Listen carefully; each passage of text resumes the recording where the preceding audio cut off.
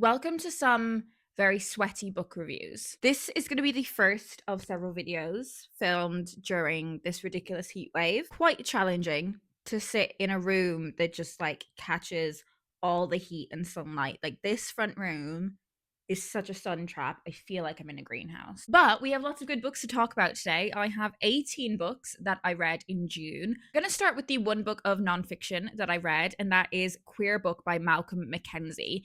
This is a very accessible, in many ways, intro guide to queer culture, and it covers a whole breadth of topics within that umbrella of queer culture. So it looks at the different kinds of sexualities, there are the different kinds of relationships, and it also looks at lots of kind of like cultural touch points as well for the queer community. So there are lots of resources in here about like queer media you might want to consume, so like films, TV, queer musicians that you might want to listen to, also queer spaces that exist around the world. It also delves into a lot of LGBTQ plus history. I do think this book is just such a great resource. If you are someone who is looking to learn about the queer community, maybe you have a young person in your life that has recently come out and you want to support them, if you are an educator. But I also think this book would be great for a young queer person as well. It's very accessibly written, it's not complicatedly written. And I think the level of kind of resource in terms of like media you can follow up with after reading this book is just such a great source to immerse yourself in queer culture and history. Because of that, there were some sections that I was kind of only really skimming through in the sense of like, oh, this was something that I was already familiar with. But equally, there was also lots of stuff that I hadn't heard of before, films and TV shows that I want to go away and consume after reading this book. It's got illustrations throughout, which I think breaks up the text really nicely and is another reason why I would recommend it to a young person, because it can be consumed in very kind of like bite-sized chunks. Yeah, this was lovely. I would recommend. In June, I also read Soft Core by Brittany Newell, and I pre ordered this paperback. And sometimes my pre orders really lead me to question whether I even trust my own taste. This is about a young woman named Baby who is a stripper, and this book follows her in a deeper exploration of the strip club industry and kind of like sex work. The catalyst for her exploring this more deeply is that her ex-boyfriend has gone missing and she wants to try find out what has happened to him, and she's trying to kind of investigate this for herself. And I think based on that premise, I thought the mystery of what happened to him would be a bigger part of this book than it is. This book is essentially just a continued exploration of her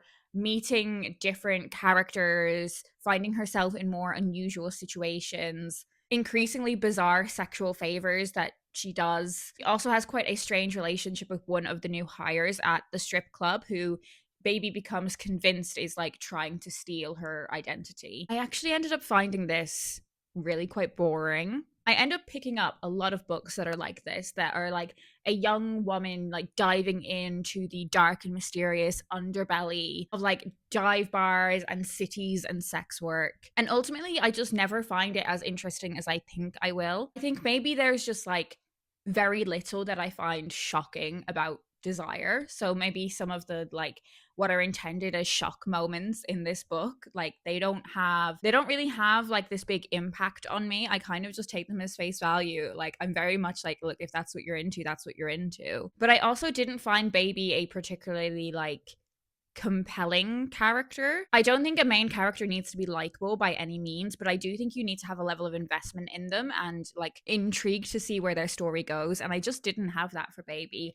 And I found the plot of it very meandering as well. I kind of just wanted to like get to the point with this book, and I'm not sure the point ever came. Unfortunately, this was like quite a disappointing one. I read another of the 831 or like 831 stories romance books. So if you don't know about this publisher, I'm obsessed with them. They publish these, I would say, like literary romances that are usually really quite slim. Like I will always read these in one sitting. They are romantic, they are spicy in places, but I think these books really do something that I've been looking for with my romance reading, which is just like a slightly elevated experience from some of the other stuff that I've read in terms of like the quality of writing and craft of character. This is a male female romance, and our story begins when the female lead is due to have a first first date with a filmmaker that she's been really interested in, but ends up quite distracted by another man that is at the bar. He is called Max King. He is the frontman of an Irish punk band. We will get to the Irish bits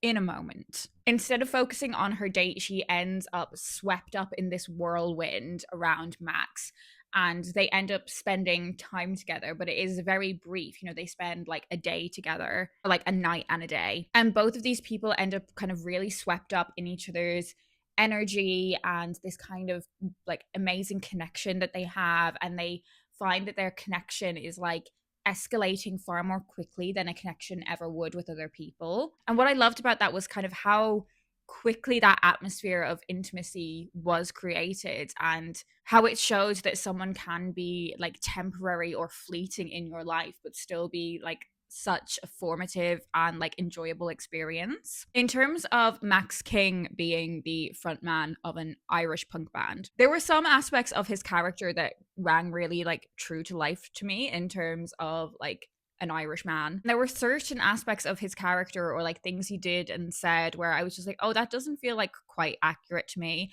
Like this definitely was kind of reflective of how this book is just a very like quick snapshot into someone's life over a very brief period of time. Because it did very much sort of feel like those women that are like really into Irish men, like what they think Irish men are like. But I'm being like such a pedant with this. Like it doesn't actually matter to the story whatsoever. We're just a couple of moments because of my like very like hyper awareness of how not Irish people write Irish characters, where I was just like, not quite sure about that. But like really I'm being slightly ridiculous with how pedantic I'm being about that. I enjoyed this very much. I will continue to read like everything that this publisher puts out there. I read Infamous by Lex Croucher. So this is the follow-up to Reputation. I read Reputation maybe like 3 years ago, maybe a little bit longer. This is about a 22-year-old aspiring writer called Eddie and her best friend Rose. These two young women have done everything together. They were mischievous together. They grew up together. They climbed trees together. And very crucially, they also practiced kissing together. I should also say that this is like Regency set, but feels very modern day in how it's told. So like I would massively recommend for like Bridgerton fans who want something that does have like a bit of a modern edge to it, but captures all of that kind of aesthetic of Regency society. And Rose and Eddie are now at the age where, you know, it would be traditionally considered that they might want to start thinking about things like marriage. And that is what Rose is doing. And Eddie is absolutely horrified by this. Meanwhile, she finds herself swept up into kind of a literary world. She meets a renowned poet called Nash Nicholson, who is kind of a rival to Lord Byron. And Eddie thinks that immersing herself in his world and building a connection with him will be the perfect thing for her to launch her literary aspirations. And really what this book is about is finding yourself in a world that you thought you always wanted to be in, and then seeing for it for what it really is. And also like meeting the people that you aspired to be like, or the people you aspired to know. And again, realizing they are not what you thought they were all like cracked up to be. I won't spoil how the story unfolds, but I really enjoyed it. I actually liked this one a lot more than Reputation. I really liked Reputation. I just found like the specifics of the plot in this one were more interesting to me. I did love Eddie like exploring this literary landscape and being surprised by what she found there. The book also does get into the societal expectations of the time, particularly when it comes to things like marriage and kind of the financial role of marriage. It also gets into like gender expectations. It looks at sexuality. Trouble is the last book in this trilogy, and I will definitely be reading that. You can read these books entirely like separately, but I have just been reading them in order. I read Boy Parts by Eliza Clark.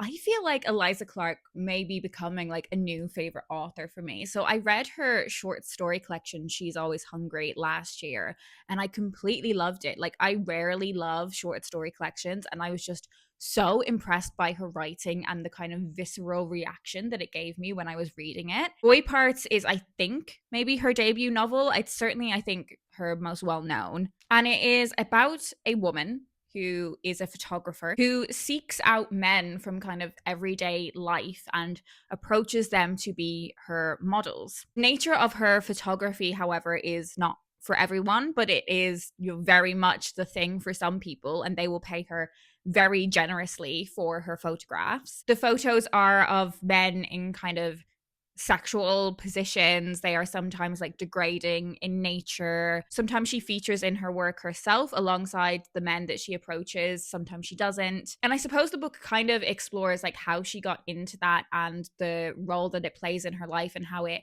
impacts her life outside of it being, I guess, like her profession. It looks at the very messy relationship that she has with one of her friends, as well as focusing on a relationship that she strikes up with one of the men that she has approached to model. And essentially, most of the characters in this book are people that have like very complicated relationships with their sense of self and their role in the world, their relationships with their bodies and their own sexualities. Throughout the book, she proves to be incredibly like unlikable and does like various immoral things. But while saying that, she is fascinating. Like I could not look away from her. I did not want to put this book down.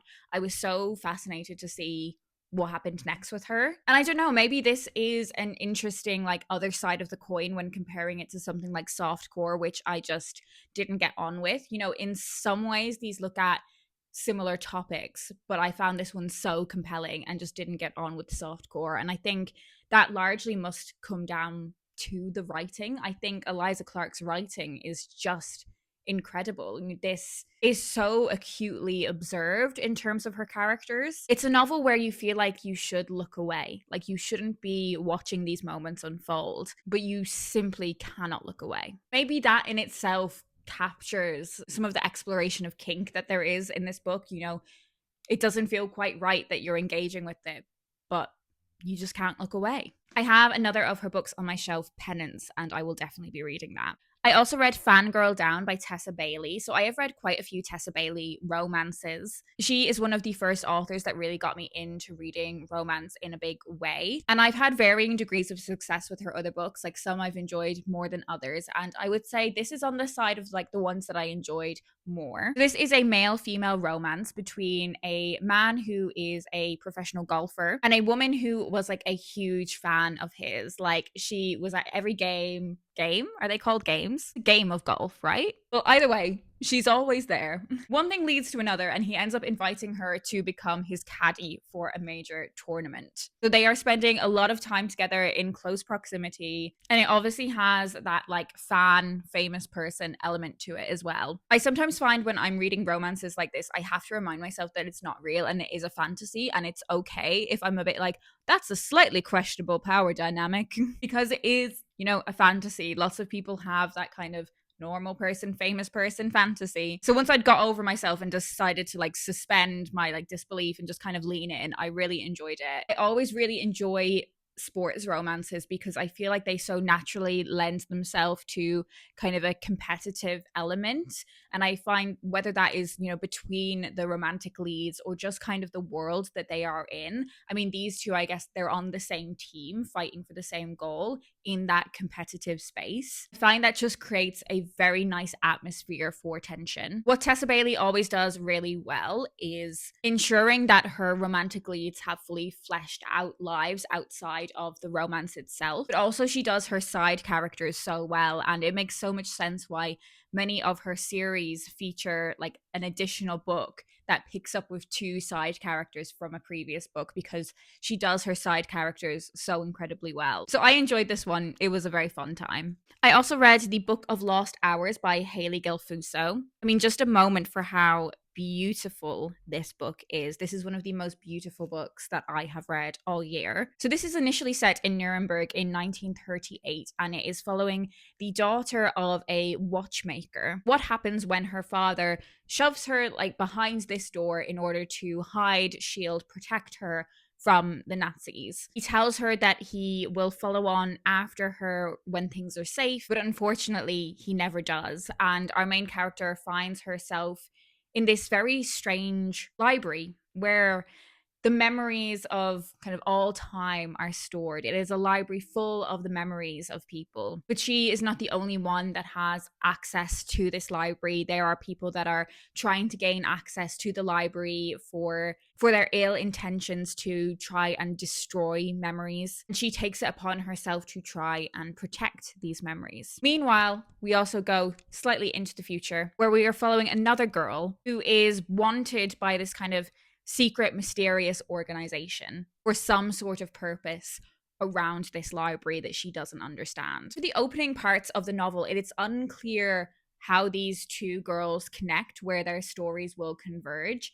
And over the course of the book, you get closer and closer and closer to seeing where the link is between these two girls. I'd love to hear from other people who have read this book as to whether you saw like how they connect coming, because for most of the novel I did not. I was really impressed by how the author kind of drip fed the information and paced that reveal, because I realized what was going on just before it was revealed. And that's when I'm like really impressed by a reveal, when actually by that point of the reveal I do have all the information that I need to work out what's going on, but I just haven't got there quickly enough. I've got there just before the reveal. That's when I feel like something is done very, very well. There are some quite complicated moral considerations in this book as well that I wasn't necessarily expecting. It's largely about kind of the power of time and memory and why people are in positions of authority and what that authority gives them permission to do. There's also a love story that is incredibly powerful at the heart of this book too. It's a book that has left me thinking about it long after I've read it, and for that reason it's one of my favorite books that I've read this year. I also read a classic in June. So I read Daisy Miller and the Turn of the Screw by Henry James. So this has both of those stories in this one book. They are both quite short, thankfully. So I read The Turn of the Screw maybe when I was like 16, 17. I had to read it in school and like nobody liked it. None of us enjoyed it. And I do remember my English teacher, who was amazing, like my favorite teacher that I ever had, like owe her so much. I was very much like the kid in the class that loved reading and loved books. And I remember her being like Leanne, even you don't like it? And I was like, no, I really don't like it. And I would like to double down on this and say that on a reread, I still didn't like it. I did find it slightly easier to like keep track of what was going on, but purely because I already knew the story. This author's writing style, particularly in The Turn of the Screw, is so meandering, and there are so like such long sentences where you get completely lost on what's going on, and it just makes it really difficult to follow. And I also find like the payoff is just not there in terms of it being a mystery. I haven't actually said anything about what the book's about. It's about a woman that goes to, she's like a governess to take care of these two kids, and then weird stuff happens and she's like thinks there's ghosts, but maybe there's not ghosts, and maybe the kids are weird, maybe the kids aren't weird. It's meant to be like this terrifying ghost story, and I just don't think it is. Maybe it was received that way when it was originally published, but it just doesn't resonate with me in that way. I did enjoy Daisy Miller a little bit more. Daisy Miller is a beautiful New Yorker who enters into European society. She has a lot of freedom. She is very independent. Meanwhile, there is this guy called Winterbourne who is a wealthy American who is really drawn to Daisy, but also finds her independence very intimidating. So I enjoyed that dynamic. I was like compelled by Daisy as someone who is simultaneously like attractive and scary. And I do really enjoy like someone being in a like social situation that isn't quite familiar to them and like watching how they navigate that. So I did enjoy that one a lot more than The Turn of the Screw. I only really reread The Turn of the Screw because I hadn't read Daisy Miller before, and I just wanted to read like this whole thing. There are certainly elements of Daisy Miller where I'm like, this feels of its time, but there's also some other bits where I feel like, oh, this feels very ahead of its time in some ways. I'm glad that I've ticked it off my TBR pile. If you watch my recent haul, you will have seen I picked up a bunch of like very little books in a secondhand shop. And William Trevor's Bodily Secrets was one of those from the Penguin Great Loves series. I have a bone to pick with publishers. The title on this book is Bodily Secrets. The blurb on the back is about the story Bodily Secrets. However, this is a short story collection of which Bodily Secrets is one of them.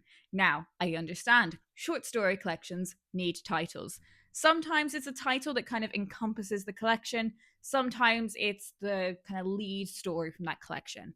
That's fine. But please, for the love of God, can you put somewhere whether it's a short story collection or not. Like whether the like titular story is one of many or it's the whole thing. Because I thought Bodily Secrets was this whole thing. And then I started reading the first story, not realizing it was an entirely separate story. And I was just really confused as to how what I was reading married up with the blurb that I'd read. So I kind of didn't get anything out of the first one, maybe two stories because I was so confused by what I was reading. So I find it quite difficult to give a kind of accurate review of this collection for that reason. But they are essentially very brief glimpses into the lives of normal people and the role that love plays for them. So looking at different kind of romantic relationships, but in a very brief kind of glimpse into their life kind of way. I like William Trevor's writing. I liked it when I read Felicia's Journey. I would like to read a full-length novel from him rather than these short stories. I found myself just coming away from this very unsatisfied, and that could have been completely remedied if like the book said what it was on the tin. Do you know what I mean? Like it was just very confusing for me. Maybe I'm the problem, I don't know. I also read a poetry collection. I read Mayday by Jackie Kay. Jackie Kay is a Scottish poet that I absolutely love. I've loved everything that I've read from her, whether that is fiction or poetry. I think she is just absolutely brilliant and so talented. And this book is largely kind of a ode to her parents in many ways. Her parents were so influential on her upbringing, particularly in relation to politics. So her parents were committed activists and socialists. And the poems explore moments throughout Jackie's upbringing where she was kind of immersed in a political and activist landscape from a young age. And the political moments that she bore witness to and participated in alongside her parents, and how influential they are on her adult life and what she stands for as an adult. Her work is infused with so much musicality and sound effect, which is something that I greatly admire and enjoy in poetry. I also love how she uses Scots dialect in many of the poems in this collection. I read an entire collection that was written in Scots earlier this year called Goonie, and I loved that. I loved how some of it wasn't quite familiar to my ear. So in many instances, I had to read the dialect out loud to grasp what was being said. And it really made me kind of consciously slow down with my reading experience, which was really valuable. If you're a poetry fan, particularly someone who is quite politically motivated and engaged, I would certainly recommend this collection. Okay, on to some books for younger readers. I read Sad Girl Hours by Anna Zoe Quirk. This is a young adult female romance. I've been struggling with my engagement with young adult books recently because it's something that I engage with in my professional life, and I do keep up with kind of books that are publishing in the young adult space and what I think about them with my kind of like professional hat on. There is also a level of personal enjoyment that I get from them as well. But in terms of my like personal enjoyment, I often found myself drawn to LGBTQ plus stories, you know, the types of novels that I would have found really impactful when I was a teenager, but just weren't there in as significant of a way. And I found a lot of those LGBTQ plus stories on my shelves, but I was picking them up and they were no longer for me. Do you know what I mean? Like, I felt like I was reading them for my younger self, but like my current self wasn't getting much out of them until I read Sad Girl Hours. I bloody loved this book. It's about Nell and Saffron, who are both quite geeky gals, and they bond over their love of poetry and astrophysics. It definitely has all those kind of early fluttery feelings of a teenage crush. One of the barriers that they have in their relationship that is that Nell is like obsessed with like coziness and autumn. Meanwhile, Saffron is very significantly struggling with seasonal affective disorder. It affects her like really, really badly. And she doesn't confide in Nell about this. Even when Nell decides she's going to create essentially like this autumn bucket list to convince her that autumn is actually really great. So there's like a miscommunication between the girls there. You know, one of them is really being pushed outside of her comfort zone in a way that makes her feel quite uncomfortable. Sometimes it's kind of good for her to be pushed out of her comfort zone, but sometimes it's going a little bit too far. But she's not confiding in the other girl about it. I found so much of like personal value in this book. The way it engaged with autism and a spectrum of neurodiversity, and the way it engaged with kind of figuring out your sexuality at that age, and like figuring out if you like girls, if you don't like girls, if you like boys and girls, and how confusing that can sometimes be. I found myself relating to aspects of both of the female leads in a way that just made me feel really, really nice. This is very, very sweet. If you like the sound of it, or there's a younger reader in your life that you think would benefit from this, or you, like me, are kind of looking for a book for your younger self, then I would recommend this one. A very quick read, I read Against All Odds by Nathaniel Lasore. This was the teen read for World Book Day this year. So a very, very brief one, but one that I definitely enjoyed reading. This is about a teenage boy who loves playing football. That's kind of like one of his main focuses. But one of his teachers spots a real talent in him for writing and for poetry. So it's really kind of encouraging him in that direction. And the book follows him being uncertain around whether writing and poetry is something that a boy like him can be engaged with, whether it's something that he's allowed to do, whether it's something for him. And of course, over the course of the story, he realizes this is absolutely a space that he should be in. He is talented. He should take up space. He should be sharing his work. He should have confidence in his growing talent. I enjoyed it a lot. It's a very quick one, but I think this definitely ticks a lot of boxes in terms of what World Book Day is all about and encouraging kids to pick up a book when they might not have otherwise. I also read As Large as Life by Johnny Marks with illustrations by Sandhya Pravat. This is such a gorgeous book. It is a very large kind of coffee table picture book, all about animals from across the world and the different habitats that they are in. There's 26 different habitats represented in these pages with 250 animals. It's absolutely gorgeous. The artwork is beautiful. This is the type of book that I just loved when I was a kid and would pore over for hours and hours. And I did the same thing as a 30-year-old woman. I pored over this book and I learned so much from it. Definitely lots of animal facts that are going to come in handy at the pub quiz, I hope. It's really, really beautiful. I definitely enjoyed reading it. And then I also read 6 books for work. Here they are. Okay, they are all of the books that I read in June. Do leave me a comment down below. Let me know if you've read any of these, what you thought of them. What emoji should you leave me? Can you leave me just any animal emoji to represent As Large as Life? All the amazing animals I learned about in that book. I hope you're having a great day, and I will speak to you in my next video.